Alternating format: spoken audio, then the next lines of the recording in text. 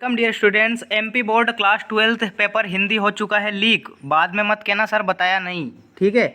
Higher secondary school परीक्षा 2024 विषय हिंदी कक्षा 12वीं के लिए ये वीडियो बहुत ही ज़्यादा खास होने वाला है। इसमें से 99% आने के बिल्कुल ही चांस है, क्योंकि क्लास 10th का मैंने जो मॉडल पेपर सॉल्यूशन कराया था उसमें से 95% एज ए टीज फंसा है, डिट्टो का डिट्टो। तो आप इस वीडियो को अगर स्किप कर दिया आपने तो ज़िंदगी की सबसे बड़ी गलती करने वाले हैं। आप कंप्लीट सॉल्यूशन में कराने वाला हूँ। इसमें से 95 से 99% आने के बिल्कुल ही पूरे के पूरे चांस है। जो कल आपका पेपर होने वाला है 6 फरवरी 2024 को। बिल्कुल भी वीडियो को स्किप नहीं करना है, पूरा वीडियो देखना है। चैनल को सब्सक्राइब करते रहिए। टेलीग्राम चैनल का लिंक डिस्क्रिप्शन बॉक्स में दिया है। पेपर लीक करूंगा, ठीक है। चलिए बिना किसी टाइम बर्बाद किए शुरू करते हैं, क्योंकि आपके लिए इंपॉर्टेंट टाइम है, ठीक है। तो चलिए शुरू करते हैं। सबसे पहले दे रखा है सही विकल्प का चयन कीजिए। तो पहला क्वेश्चन है, छोटा मेरा खेत कविता का हिंदी में रूपांतरण किया है। तो देखिए आप सबको पता है छोटा मेरा खेत आपका ये पाठ में दे रखा है, इसका हिंदी में रूपांतरण किया है खा यानी कि उमा शंकर जोशी। इसका करेक्ट आंसर हो जाएगा। उमा शंकर जोशी ने छोटा मेरा खेत नामक पाठ का हिंदी में रूपांतरण किया है। तो इसका आंसर क्या आ जाएगा? खा यानी कि उमा शंकर जोशी, बी वाला ऑप्शन करेक्ट आंसर होगा। नेक्स्ट चलते हैं, कवित्त के प्रत्येक चरण में कितने वर्ण होते हैं। तो देखिए कवित्त एक वार्णिक छंद है, इसके प्रत्येक चरण में 31 वर्ण होते हैं। आपको बिल्कुल ध्यान रखना है, 31 वर्ण होते हैं। इसी के साथ साथ मैं आपको बता देता हूँ कि चौपाई में 16 मात्राएं होती है। दोहा में 24 मात्रा होती है। कितनी? 13 और 11 की यति पर, ठीक है। तो इनका भी साथ साथ में ध्यान रखिए, क्योंकि जो मैं बगल से जो चीज़ें बताता हूँ वो भी परीक्षा में आती है। तो 16 चौपाई में होती है और 24 होती है दोहा में मात्राएं, ठीक है। नेक्स्ट चलते हैं। नेक्स्ट क्वेश्चन है आपका, बाणभट्ट की आत्मकथा उपन्यास के लेखक का नाम पूछा गया है। तो देखिए बाणभट्ट की आत्मकथा एक उपन्यास है, इसकी रचना की है हजारी प्रसाद द्विवेदी ने, ठीक है। हजारी प्रसाद द्विवेदी इसके लेखक हैं। बाणभट्ट की आत्मकथा एक उपन्यास है, इसके लेखक हैं हजारी प्रसाद द्विवेदी। नेक्स्ट चलते हैं। अगला है, वह शब्द जो क्षेत्र विशेष में बोले जाते हैं तो उन्हें कौन से शब्द कहते हैं। तो देखिए वह शब्द जो क्षेत्र में बोले जाते हैं उन्हें क्षेत्रीय शब्द कहते हैं। सी इसका करेक्ट आंसर हो जाएगा। नेक्स्ट चलते हैं। नेक्स्ट है, कहानी का शीर्षक जूझ का अर्थ क्या है। तो देखिए जूझ एक आपके पाठ वितान जो किताब है उसमें दे रखी है जूझ। इसके रचनाकार कौन है? आनंद रतन यादव उनका पूरा नाम था, ठीक है। तो जूझ एक नाम से स्पष्ट हो रहा है कि जूझना यानी कि संघर्ष को दिखा रहा है, ठीक है। तो संघर्ष इसमें करेक्ट आंसर हो जाएगा, डी ऑप्शन। नेक्स्ट चलते हैं, संवाददाताओं के बीच काम का विभाजन कहलाता है। तो देखिए संवाददाताओं के बीच काम का विभाजन कहलाता है बीट, ठीक है। अभिव्यक्ति माध्यम में से क्वेश्चन पूछा गया है तो बीट इसका करेक्ट आंसर हो जाएगा। नेक्स्ट चलते हैं, आपका सही विकल्प कंप्लीट मैंने करा दिया है। सारे के सारे आप साथ के साथ लिखते चलिए या इन्हें याद करते चलिए, क्योंकि इनमें से 99% एज ए टीज आएगा डिट्टो। आप मेरे वीडियो देख सकते हैं, 10th क्लास का जो मैंने कंप्लीट सोल्यूशन कराया था उसमें से एज ए टीज फंसाए डिट्टो। बच्चे भी बोल रहे हैं सर क्या आपने तो लीक कर दिया पूरा का पूरा पहले से ही।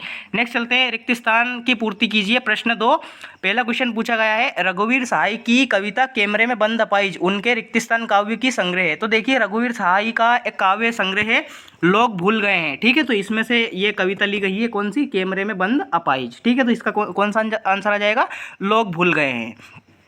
नेक्स्ट चलते हैं, आपका लक्ष्मण मूर्छा और राम का विलाप रिक्त स्थान भाषा की रचना है। तो देखिए तुलसीदास जी ने अधिकतम जो रचनाएं हैं वो अवधी भाषा में की है। रामचरितमानस की रचनाएं अवधी भाषा में की है, लेकिन आप ध्यान रखिए कि विनय पत्रिका की रचना तुलसीदास जी ने ब्रज भाषा में की है, ठीक है। इसका आप ज़्यादा से ज़्यादा ध्यान रखिएगा।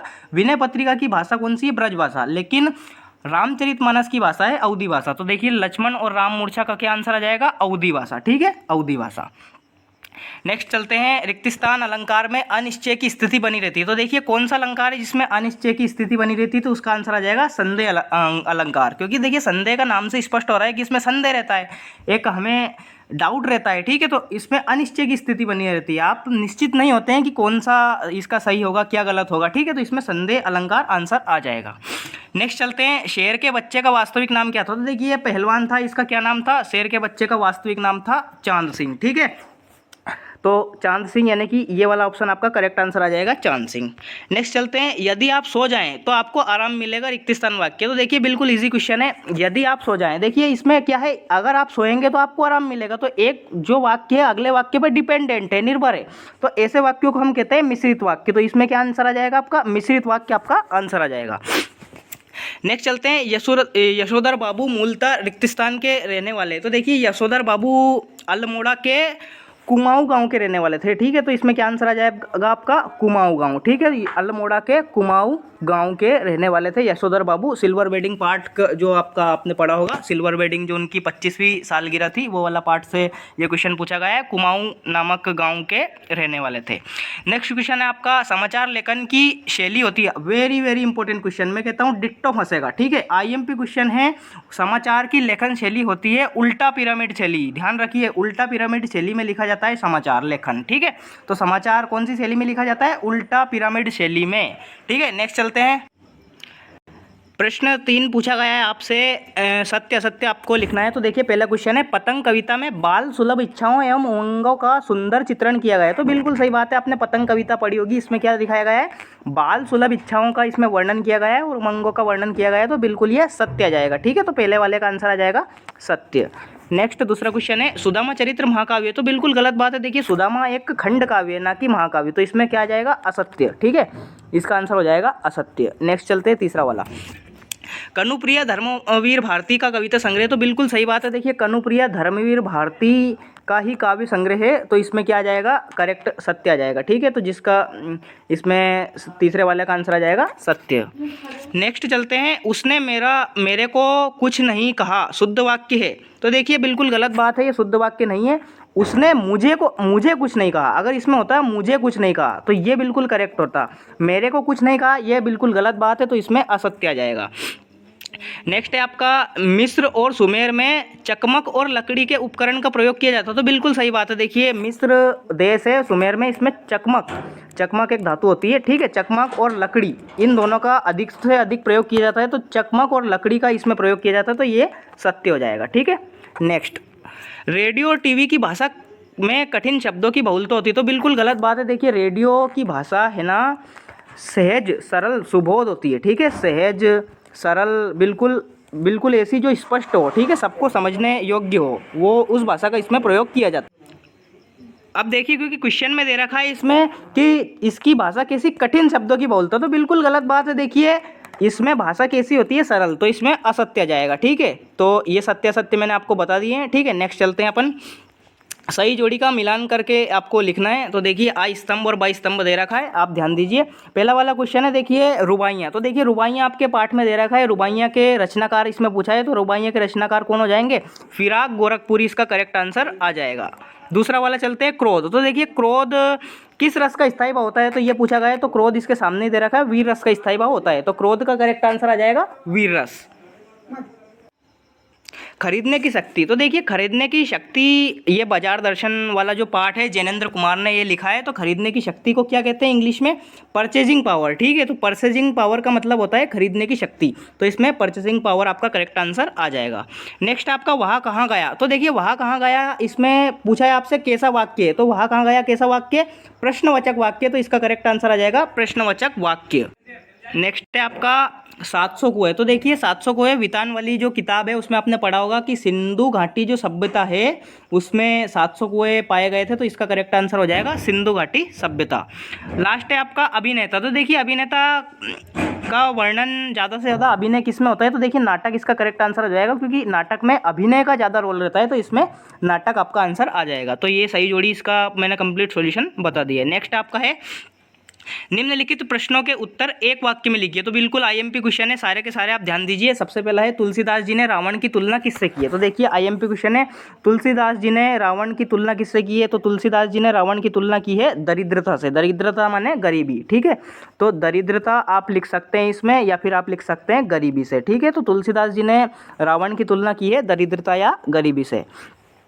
नेक्स्ट है आपका, जब किसी पद में उपमान का उपमेय में अंगों सहित आरोप किया जाता है तो वहाँ कौन सा अलंकार होता है?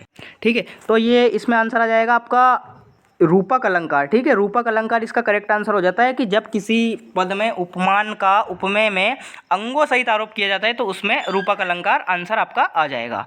नेक्स्ट आपका, बाजार दर्शन पाठ के लेखक कौन है? आईएमपी क्वेश्चन है, मैंने बोला है बार बार, बाजार दर्शन पाठ के लेखक है जैनेंद्र कुमार। ठीक है, जैनेंद्र कुमार, आधुनिक प्रेमचंद इन्हें जाना जाता है नाम से, जैनेंद्र कुमार, इसका भी आप ध्यान रखिए। तो जैनेंद्र कुमार इसका करेक्ट आंसर हो जाएगा, बाजार दर्शन पाठ के ये लेखक है। ठीक है, नेक्स्ट है आपका चौथा वाला, भक्तिन के पिता का नाम क्या था? तो देखिए भक्तिन के पिता का नाम था सूरमा। ठीक है, तो भक्तिन के पिता का आप याद रखिए सुरमा। और भक्तिन पाठ की लेखिका के नाम भी याद रखिए, तो भक्तिन पाठ की लेखिका कौन थी? महादेवी वर्मा। इसका भी आप ध्यान रखिए, आईएमपी क्वेश्चन है।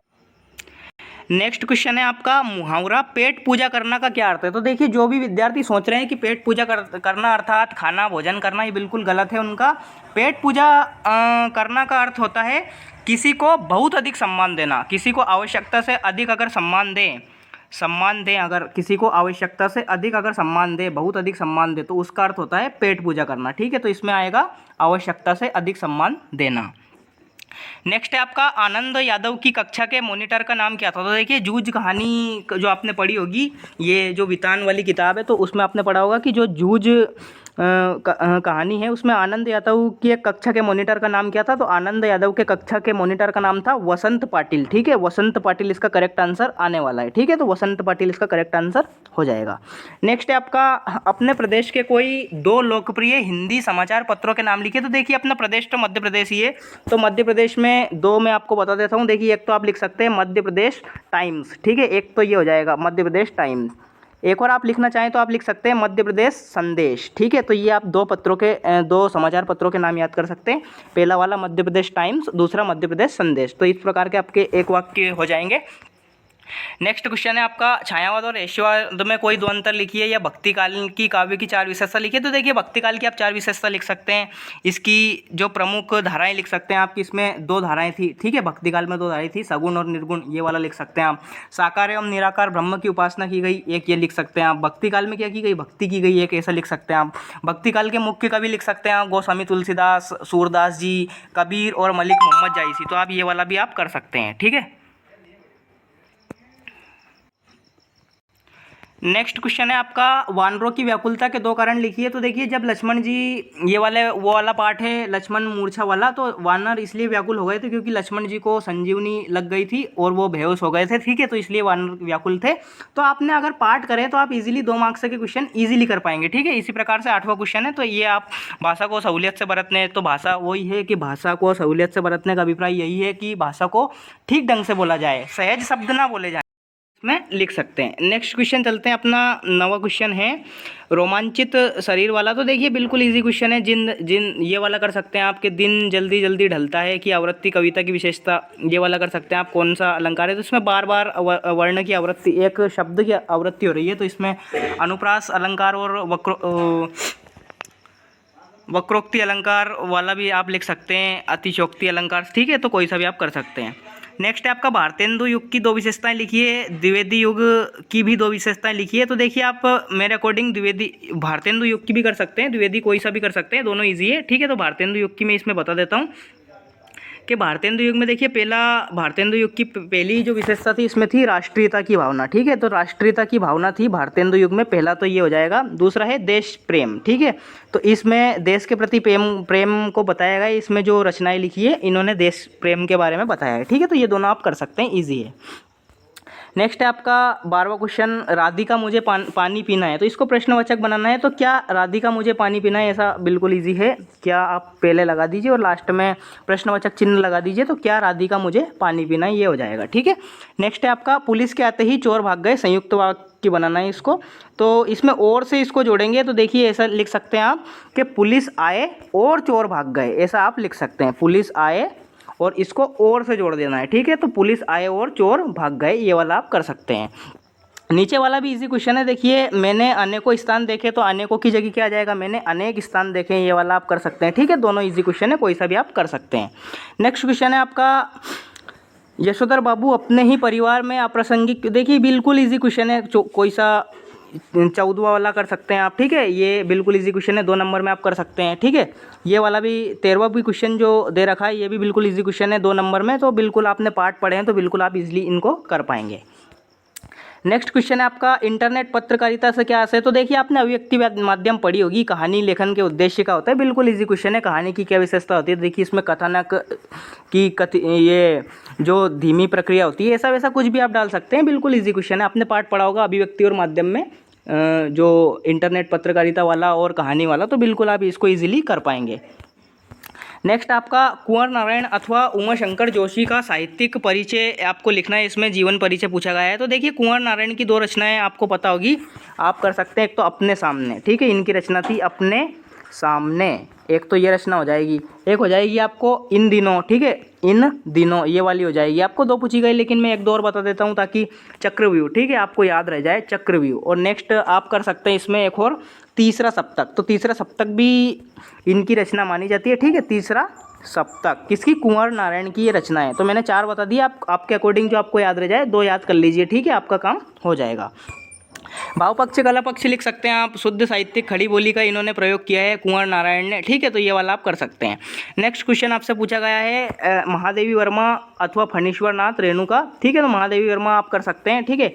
इनकी जो रचनाएं थी वो थी, आप लिख सकते हैं नीरजा, निहार, सांदगीत, ठीक है, छायावाद की ये कवित्री थी नीरजा, निहार, सांदगीत। कोई सी भी आप अपने 2 अकॉर्डिंग, आपके अकॉर्डिंग जो आपको याद रह जाए, कोई भी 2 याद कर लीजिए, ठीक है। तो भाषा शैली लिख सकते हैं कि इन्होंने अच्छी सरल सुबोध बोधागम्य भाषा का प्रयोग किया, ऐसा कुछ भी आप डाल सकते हैं, ठीक है।